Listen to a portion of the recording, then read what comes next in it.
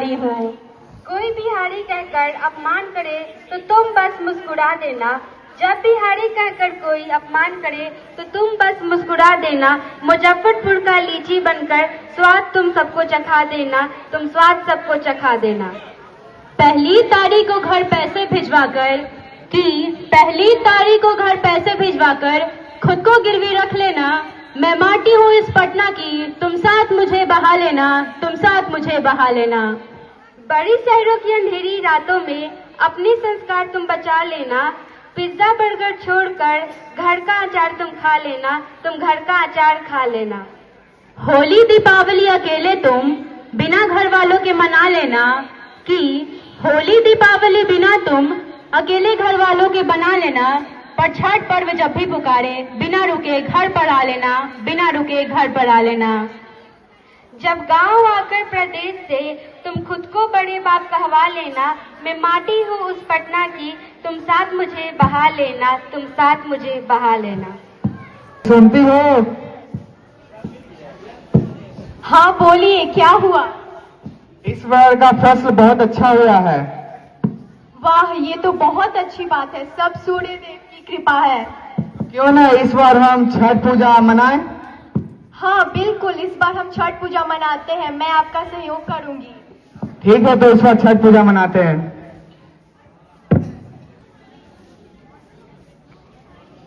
गाड़ी गूंजी है। ये सब छठी मैया की कृपा है। तो आप इस साल तो जरूर ही छठ पूजा मनाएंगे। इसमें भी कोई पूछने की बात है? तुमने उसे उसका संसार बच्चे के रूप में दिया है जो उपहार, तुम्हें लाखों लाख धन्यवाद बारंबार।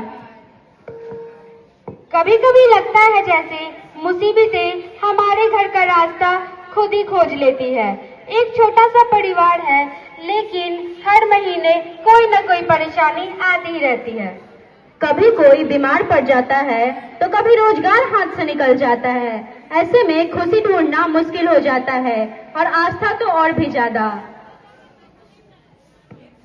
तो चलिए अब हम आपको ले चलते हैं एक ऐसे परिवार के बीच जिनके लिए हर दिन एक नई जंग है, पर फिर भी एक उम्मीद है। क्या आपके पास कुछ पैसे हैं? नहीं, मैं तो छठ व्रत कर रही हूँ ना। मेरे परिवार में एक सदस्य की तबीयत बहुत ही ज्यादा खराब है, तो उसके लिए मुझे कुछ पैसे की जरूरत है। तुम भी छठ व्रत क्यों नहीं करती हो? क्या छठ व्रत करने से हमारे घर की समस्या ठीक हो जाए? मेरी तो हो गई। ठीक है, मैं इस बार छठ पूजा जरूर करूंगी और छठी मैया का आशीर्वाद जरूर लूंगी। उस आधुनिकता घर में छठ का पर्व करने के लिए तैयार कैसे होते हैं? तो बेटा, मॉम मैं रील्स बना रही हूँ। तुमको पता नहीं है बेटा कि हमारे यहाँ छठ पूजा होता है? प्लीज मॉम, आप मुझसे ये सब एक्सपेक्ट मत करना। हमारे यहाँ बहुत परंपरा है कि हमारे यहाँ बहुत सालों से मनाया जाता है छठ पूजा। प्लीज मॉम, मैं ये सब नहीं कर सकती। I am so sorry. चिंतित क्यों हो? हमारे यहाँ छठ पूजा होता है, तुमको पता नहीं है बेटा? कैदी मना कर दी, इस बार छठ कौन करेगा? माँ, इस बार छठ मैं करूँगा। ठीक है बेटा, इस बार तुम छठ करो। कुछ लोग अपने बड़ों का आदर कर उनकी बातों को मानकर छठ पूजा करते हैं, जो श्रद्धा, विनय और संपूर्णता का स्रोत है। छठ मनाने से पहले ही लोगों के घरों में एक अलग ही रोशनी चमक उठती है। हर घर, हर छत, हर आंगन में सफाई का मायाबीन छाया होता है। जहाँ कुछ लोग घर के कोने कोने को चमका रहे होते हैं, तो कुछ लोग नदी और तालाब के घाट को साफ कर रहे होते हैं, क्योंकि यह पवित्र पूजा और पवित्रता दोनों की मिसाल है। सबसे प्यारा और रंगीन पल छठ के बाजार का। बाजार में हर तरफ भक्ति का रंग होता है। कहीं पे सूप, कहीं पे नारियल, कहीं पे केले, तो कुछ जोड़े मिलते ही रहते हैं। तो आइए इस खूबसूरत बाजार के दृश्य में हम भी डूब जाएं और महसूस करें वो खुशी, वो आस्था और वो अपनापन जो सिर्फ छठ पूजा के दिन ही देखने को मिलती है।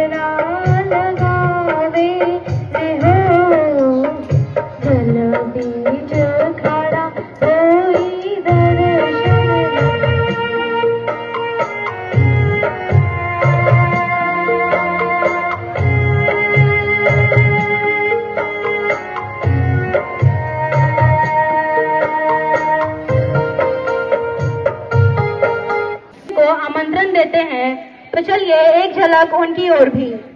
पता तो आप सभी के निमंत्रण बात, आप सभी के आए पड़े। ठीक बा, हम सब आए। ठीक बात। छठ की तैयारी पर हम देखते हैं उन व्रतियों के द्वारा जो छठ के कुछ दिन पहले गेहूं सुखाती है, गेहूं पीसती है। तो चलिए एक झलक उनकी ओर भी।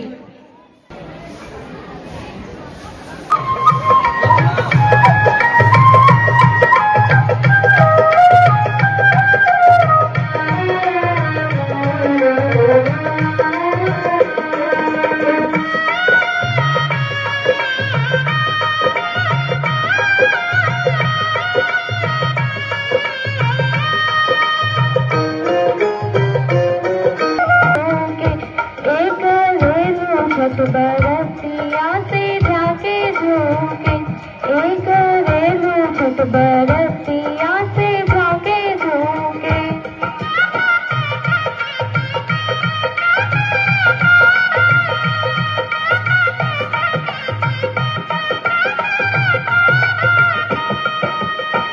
हम तो से पूछी बरतिया बरती ठीक कराला, तो से पूछी बरतिया बरती ठीक कराला।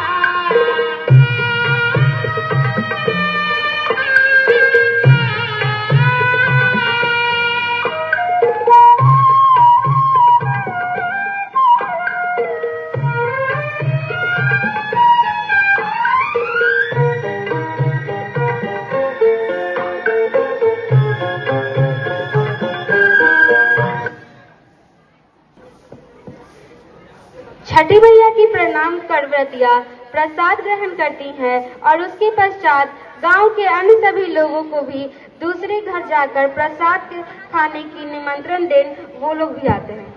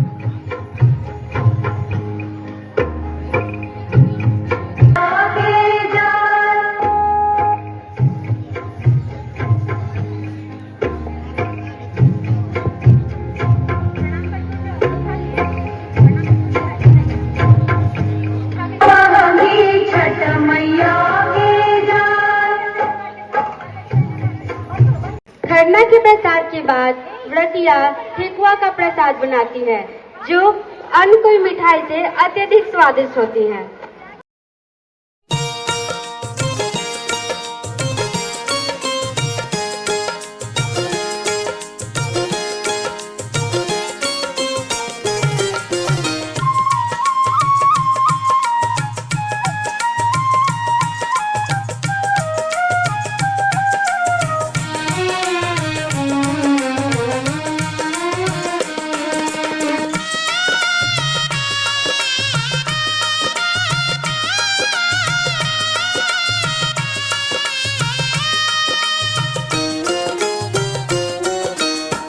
केलवा के पात पर उगेलन सूरज मल झाके झुके। केलवा के पात पर उगेलन सूरज मल झाके झुके। ते करेलू छठ बरतिया से झाके झुके। ते करेलू छठ बरतिया से झाके झुके।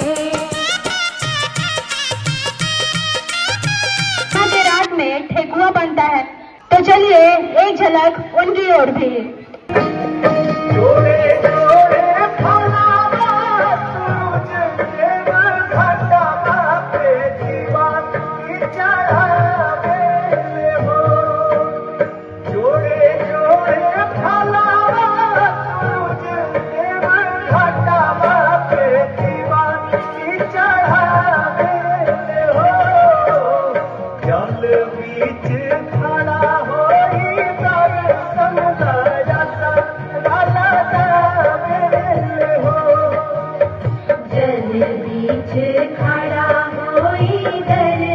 है, हम ढलते सूरज को भी सम्मान देते हैं। छठ पूजा का तीसरा दिन सबसे महत्वपूर्ण दिन माना जाता है, जिसे संध्या अर्घ कहा जाता है। इस दिन उपवास करने वाली महिलाएं, जिन्हें व्रतियां कहा जाता है, पूरा दिन बिना अन्न जल के रहती हैं। शाम के समय नदी, तालाब या किसी जलसाय के किनारे जाती हैं और डूबते सूरज को अर्घ देती हैं।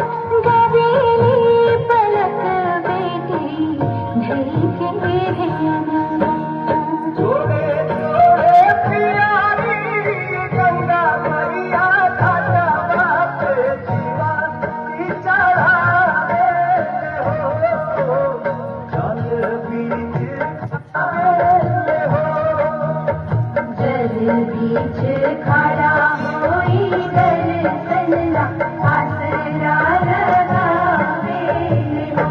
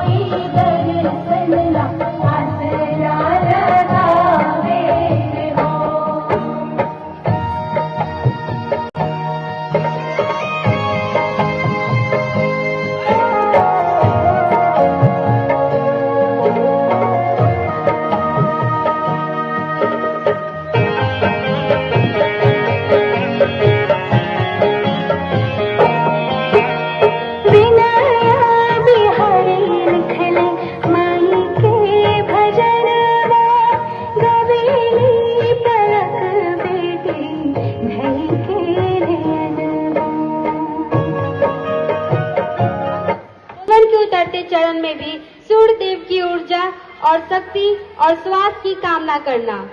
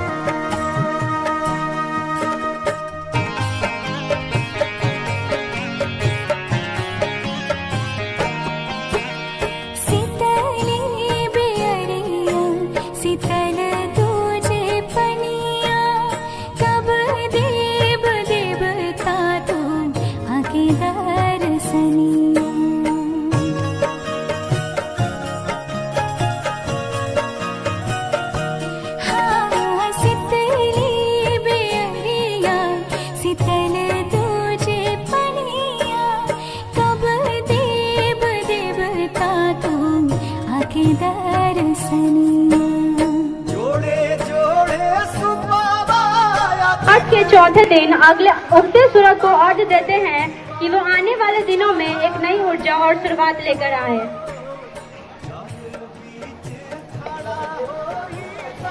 छठ पर्व के इस मनोहर तथा भावनात्मक दृश्य के हमें छठ महापर्व की शक्ति एवं शक्ति को दर्शाया है।